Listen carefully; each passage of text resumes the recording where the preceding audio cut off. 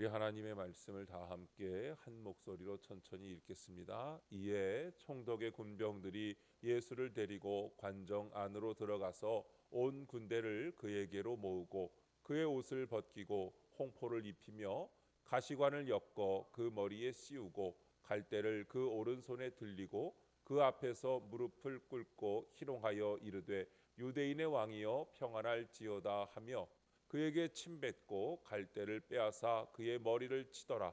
희롱을 다 한 후 홍포를 벗기고 도로 그의 옷을 입혀 십자가에 못 박으려고 끌고 나가니라.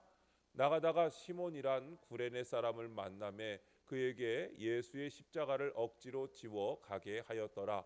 골고다 즉 해골의 곳이라는 곳에 이르러 쓸개 탄 포도주를 예수께 주어 마시게 하려 하였더니 예수께서 맛보시고 마시고자 하지 아니하시더라. 그들이 예수를 십자가에 못 박은 후에 그 옷을 제비 뽑아 나누고 거기 앉아 지키더라. 그 머리 위에 이는 유대인의 왕 예수라 쓴 죄패를 붙였더라. 이때에 예수와 함께 강도 둘이 십자가에 못 박히니 하나는 우편에 하나는 좌편에 있더라. 지나가는 자들은 자기 머리를 흔들며 예수를 모욕하여 이르되 성전을 헐고 사흘에 짓는 자여 네가 만일 하나님의 아들이거든 자기를 구원하고 십자가에서 내려오라 하며 그와 함께 대제사장들도 서기관들과 장로들과 함께 희롱하여 이르되 그가 남은 구원하였으되 자기는 구원할 수 없도다. 그가 이스라엘의 왕이로다. 지금 십자가에서 내려올지어다. 그리하면 우리가 믿겠노라. 그가 하나님을 신뢰하니 하나님이 원하시면 이제 그를 구원하실지라. 그의 말이 나는 하나님의 아들이라 하였도다 하며 함께 십자가에 못 박힌 강도들도 이와 같이 욕하더라. 제6시로부터 온 땅에 어둠이 임하여 제9시까지 계속되더니 제9시쯤에 예수께서 크게 소리질러 이르시되 엘리 엘리 라마 사박다니 하시니 이는 곧 나의 하나님 나의 하나님 어찌하여 나를 버리셨나이까 하는 뜻이라. 거기 섰던 자 중 어떤 이들이 듣고 이르되 이 사람이 엘리야를 부른다 하고 가서 해면을 가져다가 신 포도주에 적시어 갈대에 꿰어 마시게 하거늘 그 남은 사람들이 이르되 가만두라 엘리야가 와서 그를 구원하다 보자 하더라. 예수께서 다시 크게 소리 지르시고 영혼이 떠나시니라. 아멘. 십자가에 달리신 예수님이라는 제목으로 말씀의 은혜를 함께 나누겠습니다. 예수님께서 나귀를 타고 예루살렘에 입성하신 지 엿새만이 되던 때에 이제 십자가에 달리시게 됩니다. 제자의 배신과 유대 지도자들의 시기와 질투로 인하여 죄인의 누명을 쓰고 갖은 고문을 당하신 다음 처형을 당하게 되신 겁니다. 역사 자료에 의하면 당시 예수님을 때린 채찍의 끝에는 날카로운 짐승의 뼈조각이 달려 있었다고 합니다. 채찍으로 예수님을 때리면 연약하신 주님의 몸을 휘감으면서 뼈조각이 살을 뚫습니다. 그리고 채찍을 잡아당기면 그 뚫었던 뼈조각으로 인해서 잡아당겨질 때 살조각이 떨어져 나갔다는 겁니다. 이게 심할 경우에는 뼈가 드러나기도 하고 또 내장이 노출되어 바로 사망하는 경우도 있는 바로 그런 형벌입니다. 예수님께서는 이 채찍질과 또한 온갖 조롱과 멸시를 다 받으셨습니다. 침뱉음을 당하셨고 뺨을 맞으시고 사람들이 엎드려 절을 해가면서 희롱을 하기도 합니다. 그리고 끝내는 십자가에 손과 발이 못 박히시며 그 고통 속에 하나님을 향하여 비탄의 호소로 절규합니다. 엘리 엘리 라마 사박다니. 번역하면 나의 하나님 어찌하여 나를 버리셨나이까 라는 뜻입니다. 히브리 원문에는 이것이 엘리 엘리 하고 길게 끌어요. 라마 사박다니 하고 이 하고 길게 끄는데 바로 이 이는 애절함과 통곡의 절정을 표현해 주는 말입니다. 마치 한국 고유의 창을 부르며 한을 품고 슬픔과 비극을 토해내는 듯한 바로 그런 표현이죠. 땅에서 버림받고 심지어는 하늘의 아버지로부터 버림받은 주님의 애절한 통곡이 아닐 수 없습니다. 그렇다면 주님께서는 왜 이토록 무섭고 저주스러운 십자가를 지셔야 했던 것입니까? 첫 번째로 주님은 죄인을 사랑하시다가 죽으셨습니다. 마태복음 9장에 보면 예수님께서 마태의 집에서 식사하실 때에 세리와 죄인들이 몰려왔다고 했습니다. 이를 지켜보던 바리새인들이 묻습니다. 어찌하여 너희 선생은 죄인들과 함께 잡수시느냐? 당시에 세리를 죄인으로 여겼고 또 다른 율법을 지키지 못하는 사람들도 죄인으로 여겼습니다. 이 죄인들과 잡수시는 것을 보면서 묻습니다. 이때 예수님은 이렇게 답하십니다. 9장 13절에 내가 의인을 부르러 온 것이 아니요 죄인을 부르러 왔노라 합니다. 마태복음 11장 19절에서도 예수님의 별명이 세리와 죄인의 친구라고 말씀합니다. 그래서 예수님의 주변에는 죄인들과 병든 사람들과 권력에 억압받던 많은 사람들이 몰려들었습니다. 종교 지도자들의 입장에서 볼 때 백성이 자기들을 추종하지 않고 낯선 젊은이 예수를 추종하는 이런 현상은 매우 불쾌한 일이 아닐 수가 없습니다. 예수님은 저들의 눈에 가시가 되어서 결국 미움을 사게 되었고 저들의 그 예수에 대한 증오는 주님을 십자가에 매달기에 이르게 된 것입니다. 그런데 만약에 예수님께서 죄인들을 사랑해 주시지 않았다면, 그러니까 그 세리와 죄인들이 예수님에게 왔을 때 함께 식사하지 않고 거절하고 그 주변을 떠나갔더라면 예수님이 십자가에 달리는 그런 비극은 일어나지 않았을지도 모르겠습니다. 결국 예수님은 죄인들을 사랑하시고 병자를 사랑하시고 약한 자들에게 사랑을 베푸시다가 십자가 처형을 당하게 되신 겁니다. 사랑을 베푸는 사람에게는 사실 상을 내리는 것이 마땅하죠. 칭찬이 있어야 되고 명예가 주어져야 하고 상이 내려져야 합니다. 그럼에도 불구하고 주님은 사랑을 베풀다가 죽으셨습니다. 그래서 십자가는 사랑의 증표입니다. 바로 나에 대한 사랑의 증표이고 주님은 나를 사랑하시다가 십자가에서 죽으시게 되었다는 사실을 여러분 잊지 마시기 바랍니다. 두 번째로 주님은 죄인을 용서해 주셨기에 죽으셨습니다. 마가복음 2장 5절 말씀을 보면 예수님께서 한 중풍병자에게 이렇게 말합니다. 작은 자야 네 죄 사함을 받았느니라 하고 선포합니다. 이때 서기관들이 말합니다. 이 사람이 어찌 이렇게 말하는가? 신성모독이로다. 오직 하나님 한 분 외에는 누가 능히 죄를 사하겠느냐 합니다. 이 말은 곱게 표현해서 이런 표현이지 저놈이 도대체 어떤 놈이길래 하나님만 사하실 수 있는 죄를 지가 사해 준다고 하냐 한 것이죠. 분노하였습니다. 그리고 주님께서는 간음하다가 현장에서 잡힌 여인에게도 너를 정죄하지 아니하겠다고 용서해 주셨습니다. 예수님의 이런 행동은 서민을 장악하고 착취를 일삼던 지도자들에게 좋을 리가 없었습니다. 게다가 종교 지도자들을 따르던 수많은 무리들이 예수님을 따라가서 기쁨에 차고 넘치는 것을 볼 때 저들의 마음에 분노가 치밀어 오른 것입니다. 그러므로 종교 지도자들과 예수님은 원수가 될 수밖에 없었습니다. 결국은 이들에 의해 예수님은 십자가의 처형을 당하게 된 것입니다. 여러분, 십자가는 죄사함의 증표인 줄로 믿습니다. 만약에 예수님께서 우리의 죄를 사해 주지 않으셨다면 십자가에 매달리실 이유가 없는 겁니다. 주님이 십자가에 달리신 까닭은 바로 우리를 향하여 사죄함을 선포하시다가 지도자들의 미움을 받아서 죽게 되신 것입니다. 지금 여러분이 바라보고 계시는 십자가, 그리고 여러분의 혹시 목에 걸려 있는 십자가 목걸이 아끼느라고 혹시 문갑 속에 잘 넣어두셨는지는 모르지만 하나씩 다 있잖아요. 여러분, 그 십자가의 의미는 나를 향한 주님의 사랑이고 내 죄를 용서하신 증표인 것을 여러분 믿으시기 바랍니다. 우리가 십자가 목걸이를 하고 다니는 것은 멋을 내려고 하는 것보다도 바로 주님이 내 죄를 용서해 주셨다는 것을 상기하기 위해서입니다. 세 번째로 죄인에게 생명을 주셨기에 십자가형을 받으신 것입니다.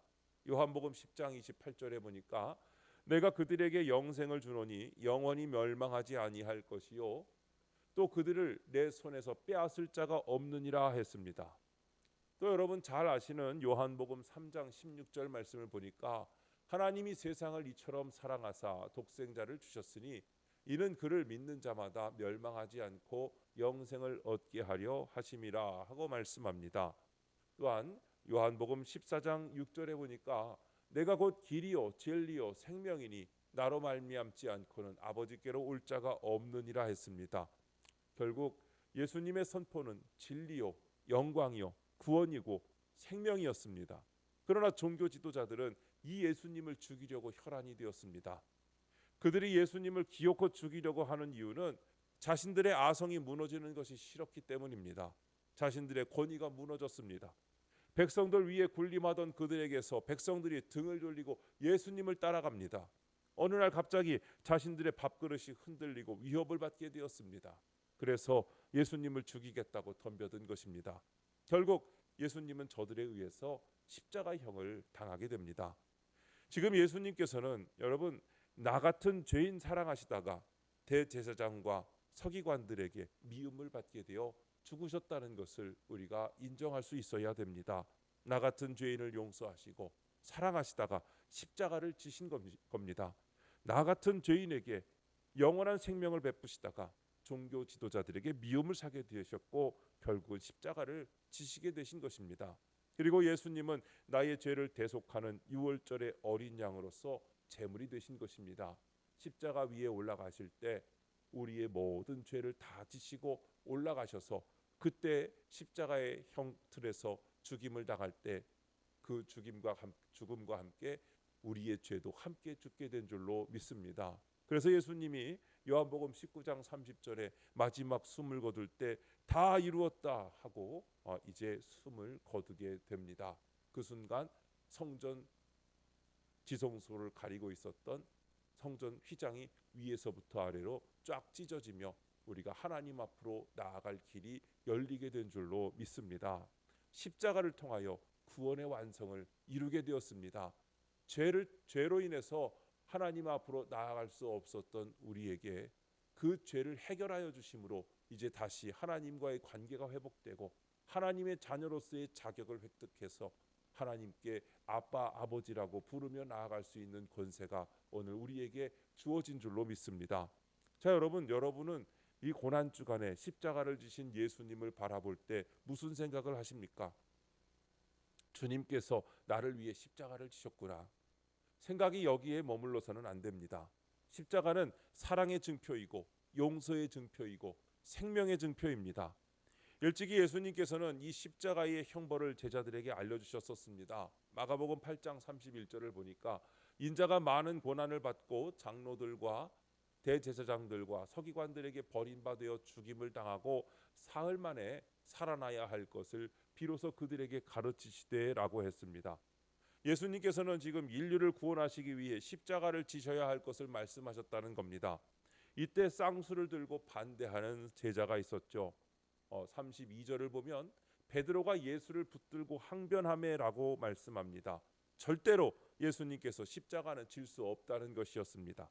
왜냐하면 십자가는 흉악범이나 지는 것이었고 그 처참함이 인류 역사상 가장 잔인한 형벌이었기 때문입니다. 오죽하면 신명기 21장 23절에 나무에 달린 자는 하나님께 저주를 받았음이니라 하고 말씀하지 않습니까? 이스라엘 백성들은 저주를 받은 자만이 나무 십자가에 달려 죽는 것이라고 생각했습니다. 흉악범에게 주어졌던 이 십자가형은 역사 기록에 의하면 목재에다가 죄수의 양팔을 묶어놓고 몸이 갈기갈기 찢어질 때까지 채찍질을 가했다고 합니다. 십자가형을 받은 이 죄인들은 자기의 죄명이 쓰여진 판을 목에다 걸고 그 십자가 가로대를 스스로 옮겨야만 했다는 겁니다. 십자가를 다 합치면 120kg가 넘었대요. 그러니까 십자가 모양을 이렇게 그대로 지고 가신 게 아니라 십자가 가로대만, 그러니까 세로대는 그 처형장에 이미 세워져 있는 경우가 많았다고 합니다. 그래서 가로대만 그거를 지고 가는데 가로대도 한 60kg 정도 나갔다고 해요.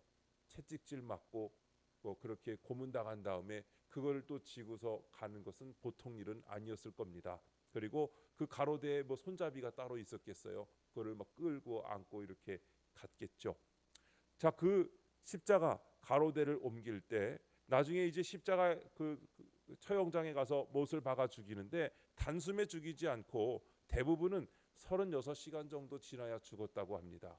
그러니까 금방 죽는 형벌이면 괴롭지 않으니 사람들이 봐도 그 무서워 보이지 않았겠죠. 그런데 예수님께서는 이보다 훨씬 빨리 죽으셨습니다. 이것은 채찍에 맞아 피를 너무 많이 쏟으셨고 그만큼 고통이 극심했기 때문입니다. 때문에 십자가를 지고 형장으로 가실 때도 쓰러지고 또 쓰러지셨던 것입니다. 십자가 위에서 죽은 사람은 더러는 새가 날아와 쪼아먹기도 하고 때로는 그냥 그렇게 썩도록 내버려 두기도 했습니다. 이처럼 잔인하고 인간의 존엄성이 상실된 십자가형이 예수님 당시에 예루살렘에서 약 2천 명가량에게 행해졌다고 합니다. 그것이 요세푸스라는 역사가의 증언입니다. 이 십자가형은 공개 처형으로 이루어졌습니다. 누구나 다 볼 수 있는, 사람들이 왕래하는 곳에서 혹은 모든 사람이 볼 수 있는 곳에서 집행함으로 모든 사람들에게 본보기로 삼았습니다. 주로 반역죄를 저지른 사람이거나 도망간 노예를 붙잡았을 때거나 폭력적인 강도 때 혹은 조직적인 범죄자 혹은 해적이나 체제 전복을 시도했던 사람들을 대상으로 이 형벌을 내렸습니다. 이런 이유로 사실상 백성들에게는 십자가 처형이 낯선 것이 아니었습니다. 어린아이들조차도 십자가형이 어떤 것인지를 흔히 봤던 시대입니다. 누구나 십자가형이 얼마나 무섭고 잔인한지를 잘 알고 있습니다. 물론 베드로를 비롯한 모든 제자들도 십자가형이 어떤 것인지 잘 알고 있었습니다.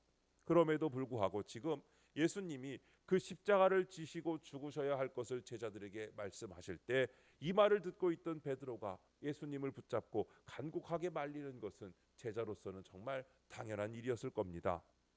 십자가형이 얼마나 처참하고 비극적인지를 잘 아는 제자로서 만류하지 않을 수가 없는 겁니다. 아마 여러분도 이 같은 상황이라면 절대적으로 말렸을 겁니다. 사랑하는 내 배우자나 사랑하는 내 자녀나 내 스승이 십자가에 달려 죽겠다고 하면 말리지 않을 사람이 어디 있겠습니까? 베드로가 그래서 쌍수를 들고 반대를 했죠. 그랬더니 주님께서 이렇게 말씀하셨습니다. 마가복음 8장 33절에 사탄아 내 뒤로 물러가라. 네가 하나님의 일을 생각하지 아니하고 도리어 사람의 일을 생각하는도다 했습니다. 그리고는 이어서 제자들을 불러놓고 말씀하십니다. 누구든지 나를 따라오려거든 자기를 부인하고 자기 십자가를 지고 나를 따를 것이니라 했습니다. 예수님께서는 자신이 지어야 할 십자가가 있는 것을 알려주시고 나서 베드로가 펄쩍 뛰며 반대하자 제자들을 불러놓고 이 말씀을 하신 것입니다. 자기 십자가를 등에 지고 나를 따르라는 말씀이죠. 여러분, 당시에 등에 십자가를 지었다는 것은 지금 형장으로 죽으러 가는 모습을 말합니다. 십자가형을 받을 사람이 자기 십자가를 지고 형장까지 끌고 가면 그곳에서 십자가를 운반한 사람을 못 박아 죽이는 것이 십자가형입니다. 그렇다면 십자가를 지라는 주님의 말씀은 곧 형장으로 끌려가 죽어야 한다는 의미를 담고 있습니다. 십자가는 곧 죽음 자체입니다. 그런 십자가를 지고 나를 따르라는 것입니다. 다시 말해 나를 따라오라는 것은 곧 죽으러 가자는 뜻입니다. 흔히들 어려움을 당하면 이런 말 하잖아요. 아유, 집사님이 십자가를 지셔야지 어떡하겠어요. 그 얘기는 죽으란 얘기예요. 여러분, 죽어야 되는 겁니다.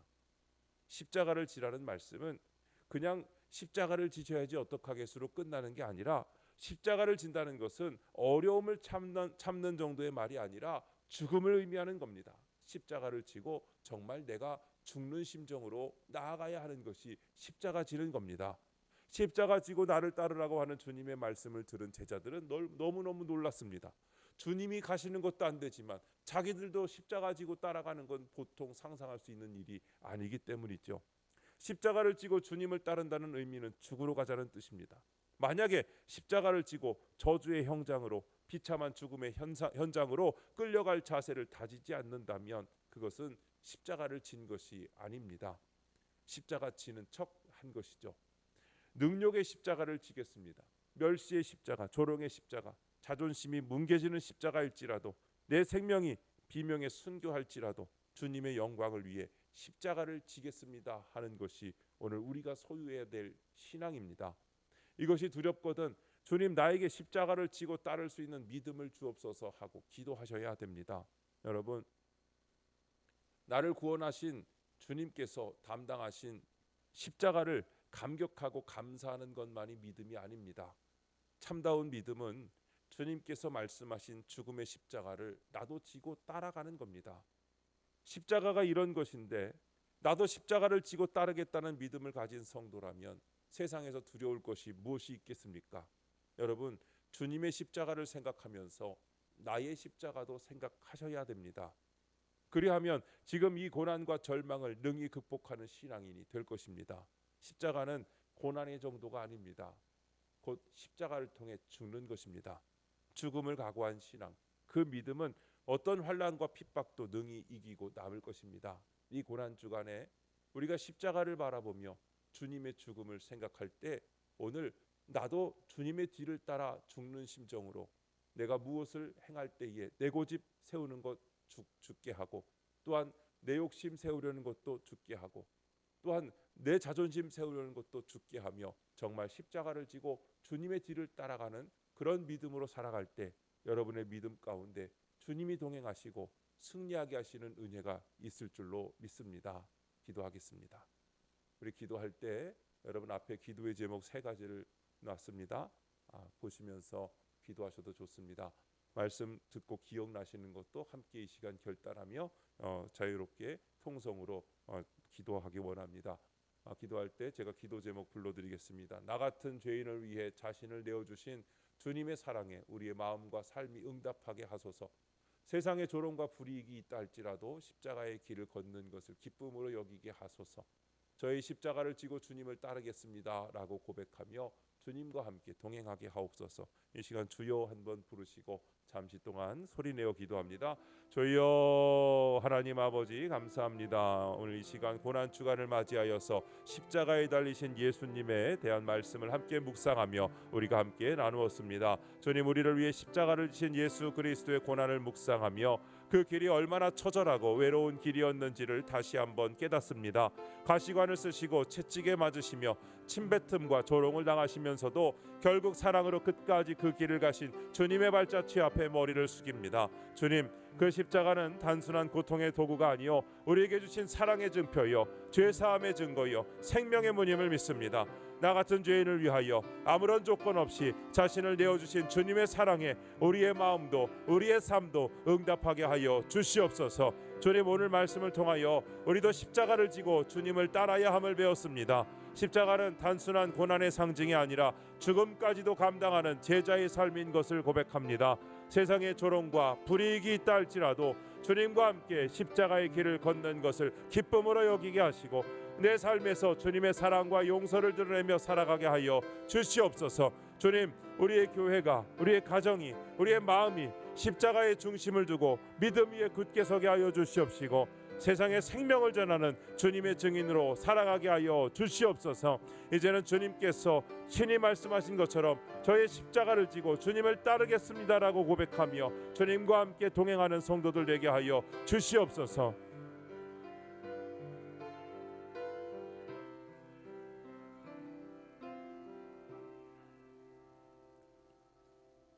예수님의 이름으로 기도드립니다. 아멘.